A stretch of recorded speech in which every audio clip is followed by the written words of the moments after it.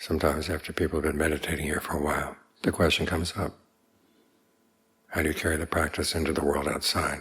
Actually, this is the world outside of the concerns of society in general. The Buddha talks about going into the wilderness and appreciating the fact that you're in the wilderness. You're in a state of mind that's free from all the concerns of being in the village, being with human beings. So no matter where you go, human beings are passing judgment on one another, and they have their values. And all too often we measure ourselves in terms of their values. So it's good to get out, to free yourself from that for the time being, and to see what's really important for you. In some cases the Buddha does recognize there are values in society that you should observe, like gratitude for those who have helped you. We were talking yesterday about the doctor who came last weekend. He brought his 2 sons along. And just seeing how much time he had to spend in training them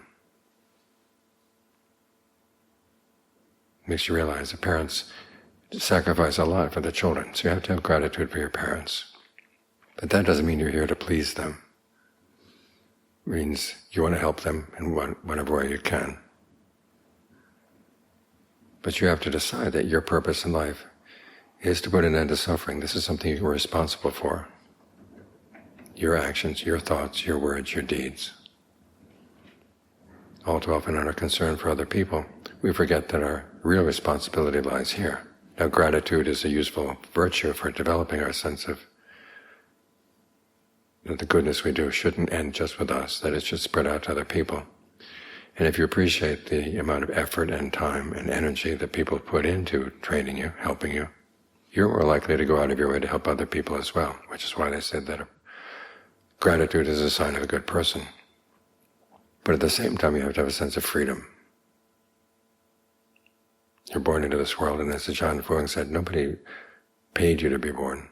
You came into the world. You're not here to please other people. But you are here to develop good qualities in the mind, good qualities in your thoughts and your words and your deeds. So it's good to get out, to see what really is of value in terms of how you deal not only with yourself, but how you deal with other people. So when you go back into the world inside, your mind isn't confined by what other people want or expect out of you. You have this sense of freedom, you have this sense of spaciousness that you picked up by being away from those concerns. So you get a sense of what's of genuine value inside and what's not, what's of genuine value in what you're going to do and say and think. So it's a matter of developing the right values outside here. We're out in nature. All around us is nothing but chaparral.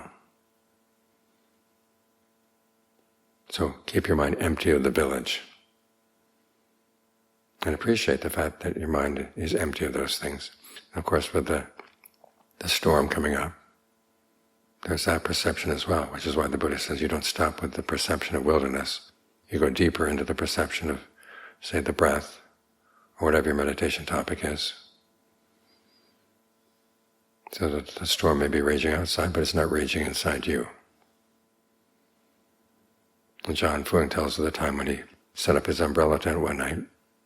He looked around, and as the sun was setting, he didn't see any danger coming from anywhere. There were no clouds on the horizon.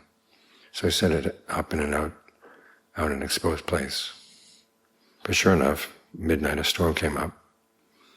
And those umbrella tents, they're not much. They're just an umbrella with a mosquito net hanging around on the outside. So he put all of his robes except for one into his bowl to keep them dry. He continued meditating. The theme of his meditation was, the body may be wet, but the mind isn't wet. And so yes, it's true, the mind was not wet at all. The wetness was an attribute of the body. But it didn't have to be picked up by the mind. It's learning this ability to pick things up and not pick things up. What to pick up, what not to pick up. That's an important skill in the practice. So we come out to a place like this to learn these skills. And then we can take our skills back into the inner world, the world inside, and still have that outside perspective.